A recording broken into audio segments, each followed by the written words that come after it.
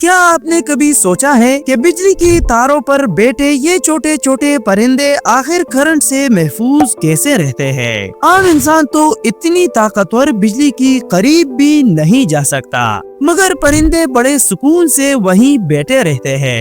دوستو، یہ وہ راز ہے جسے سمجھنا بہت ضروری ہے، اور اس کی اصل وجہ جاننے کے لیے ہمیں یہ دیکھنا ہوگا کہ جب پرندہ تار پر بیٹھتا ہے تو آخر ہوتا کیا ہے۔ دوستو، جب ہم اس بات کو قریب سے دیکھتے ہیں تو پتہ چلتا ہے کہ پرندہ جب تار پر بیٹھتا ہے تو اس کے دونوں پیر صرف ایک ہی تار کو چھو رہے ہوتے ہیں۔ یہی وہ نقطہ ہے جسے سمجھنا بہت ضروری ہے، کیونکہ بجلی کا اصول کہتا ہے کہ کرنٹ تب ہی کسی جسم سے گزرتا ہے جب ایک مکمل سرکٹ بنتا ہے، یعنی کرنٹ کو داخل ہونے اور نکلنے دونوں کا راستہ چاہیے۔ اور چونکہ پرندہ صرف ایک تار پر ہوتا ہے اور زمین یا کسی دوسرے تار کو نہیں چھوتا، اس لیے اس کے جسم میں کرنٹ جانے کا کوئی راستہ بنتا ہی نہیں۔ لیکن دوستو، یہ پوری کہانی نہیں ہے، کیونکہ کرنٹ کے نہ گزرنے کی ایک مزید اہم وجہ بھی ہوتی ہے، وہ یہ کہ پرندے کے پر اور اس کے خشک سکیلی پیر قدرتی انسولیٹر کی طرح کام کرتی ہے، یعنی اگر سرکٹ نہ بھی بنے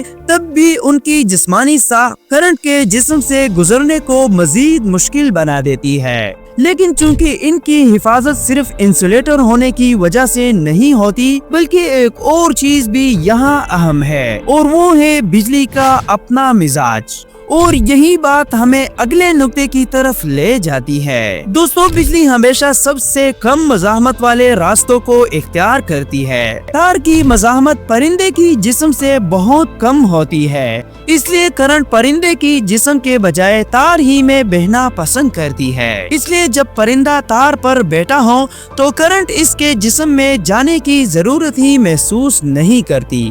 مگر دوستو، یہی حفاظت ہر حال میں نہیں رہتی، کیونکہ جیسے ہی یہ توازن ٹوٹے خطرہ اور بھی بڑھ جاتا ہے۔ اگر پرندہ غلطی سے دو تاروں کو ایک ساتھ چھو لے یا ایک تار پر بیٹھے ہوئے اس کا جسم زمین یا پول سے جڑ جائے تو سرکٹ مکمل ہو جاتا ہے، اور جیسے ہی سرکٹ بنتا ہے کرنٹ فوراً جسم میں داخل ہوتی ہے اور پرندہ جھلس سکتا ہے۔ اس لیے بڑے پرندے اور بارش کے بعد گیلے پرندے زیادہ خطرے میں ہوتے ہیں، کیونکہ ان کے لیے ایک ساتھ دو پوائنٹس کو چھو لینا زیادہ آسان ہوتا ہے۔ لیکن دوستو، یہاں پر ایک اور عجیب بات بتاتا چلوں جو عموماً بہت کم لوگ جانتے ہیں۔ کچھ پرندے برقی فیلڈز کو محسوس بھی کر سکتے ہیں، اس لیے وہ خطرناک تاروں سے خود کو دور رکھتے ہیں۔ دوستو، اب چونکہ پوری کہانی مکمل ہو چکی ہے، اس لیے نتیجہ بہت واضح نظر آتا ہے کہ تار پر بیٹھے ہوئے پرندے کیسے محفوظ رہتے ہیں۔ دوستو، ہمیشہ کی طرح اگر آپ کو آج کی ویڈیو بھی پسند آئی ہو تو مزید اس طرح کے زبردست ویڈیوز دیکھنے کے لیے ہمارے YouTube چینل ظرفان ٹی وی کو ضرور سبسکرائب کریں۔